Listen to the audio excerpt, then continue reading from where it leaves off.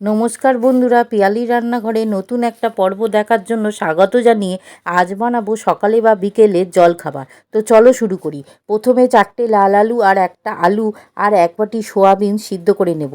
তারপরে বেঁচে যাওয়া পাউরুটি নিয়েছি।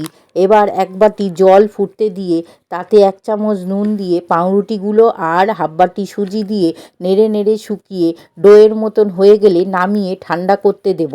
তারপর কড়াইতে তেল গরম হলে একটা পেঁয়াজ ঝিরঝির করে কেটে সেটা ভেজে সিদ্ধ সোয়াবিন একটু মিক্সিতে ঘুরিয়ে সেটা দিয়ে একটু নেড়ে আলুটা ম্যাশ করে দিয়ে 4টে কাঁচা লঙ্কা কুচি, সামান্য আদা গ্রেট করে, স্বাদ মতো নুন, 1 চামচ চাট মশলা আর 1 প্যাকেট নুডলস মশলা দিয়ে নাড়াচাড়া করে শুকিয়ে ধনেপাতা কুচি ছড়িয়ে নামিয়ে ঠান্ডা করে নেব।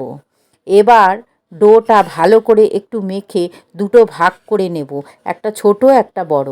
ছোট ভাগের মধ্যে কেশরি রং দিয়ে মেখে নিয়ে ছোট ছোট ডো গোল গোল করে নিয়ে নেব। তারপরে সাদা ডোটা লম্বা করে একটু ওপরে কমলা গোল্লাগুলো দিয়ে সাজিয়ে বসিয়ে চেপে চেপে সেট করে নিয়ে লেচি কেটে নেব। একটা হাতে নিয়ে এক লম্বা শেপের বাটি করে তাতে পুরটা দিয়ে সিল করে মুখে সরু করে লেজের মতন করে মাঝের অংশটা চিকন করে কেটে লবঙ্গ দিয়ে চোখটা করব। মুখ চামচের পিছন দিয়ে একটু গর্ত করে দেব। গায়ে আঁশের মতন দাগ দেব চামচ দিয়ে।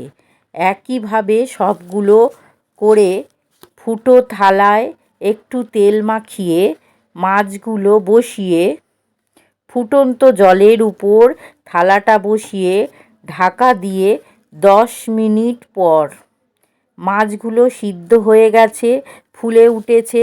বন্ধুরা, খুব সুন্দর খেতে হয় আর এত নরম হয় আর নরমই থাকে সারাক্ষণ। একবার বানিয়ে খেয়ে দেখো, ভালো লাগলে পাশে থেকো বন্ধুরা।